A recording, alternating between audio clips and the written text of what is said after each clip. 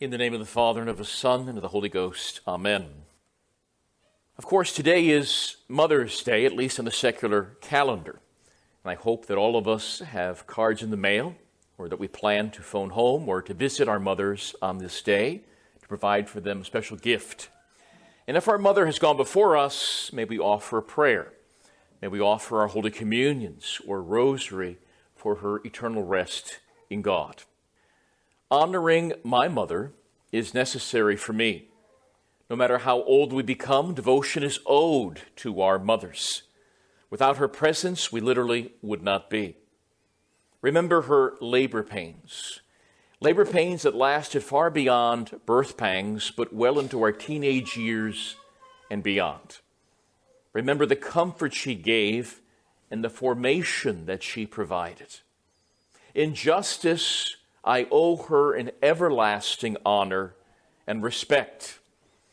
And therefore, it is not difficult to understand that I must owe Our Lady, the Mother of God and Mother of the Church, honor and devotion as well. Devotion to Padre Pio is laudable.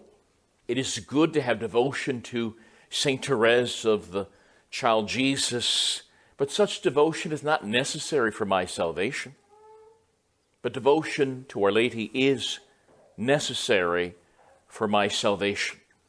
One must, note the adverb, one must have devotion to Our Lady, for all of us owe her our very salvation.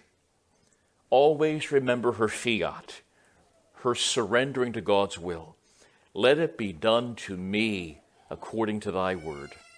And remember her labor pains that she experienced at the foot of the cross. And remember her constant intercession, her consoling touch, and give Our Lady what she deserves on this Mother's Day. In the book of Genesis, Reuben, who was the eldest child of the patriarch Jacob, brought, the Bible says, his mother Leah mandrakes, an herb that produced violet and white-colored flowers. A child bringing his mother flowers. Realize, too, that our dearest Lord must have gone out and done a similar thing, perhaps even during this very month of May, and searched as a child for flowers of the fairest colors. Perhaps Christ, our Lord, as a child, would have searched in gardens, hillsides, and valleys, seeking the rarest species of flowers, for his mother's beauty was truly one of a kind.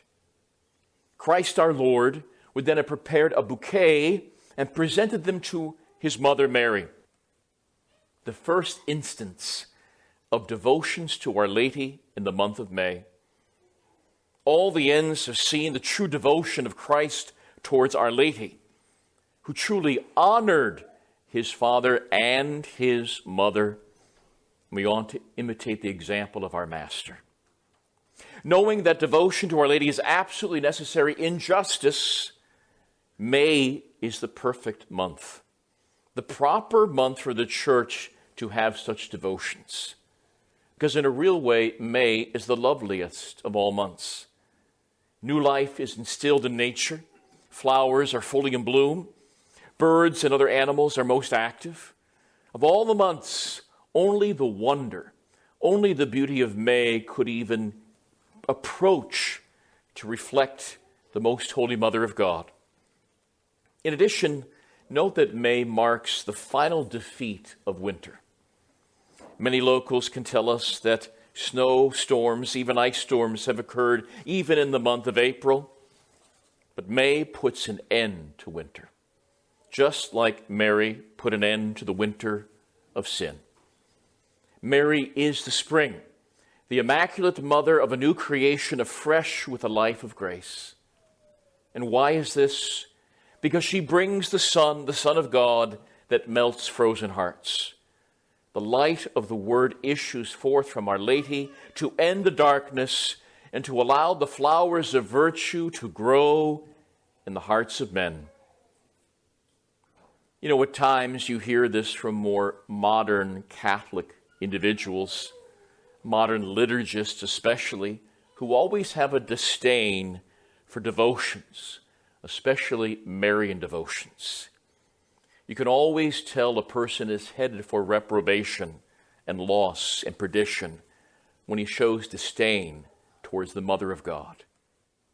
This is why some churches have the appearance of whitened sepulchres, stripped of beautiful statues and other devotional items.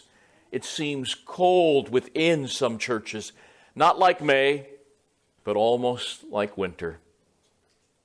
One liturgist had the audacity to say, and I read this, he said, quote, "Mary doesn't belong in the liturgy."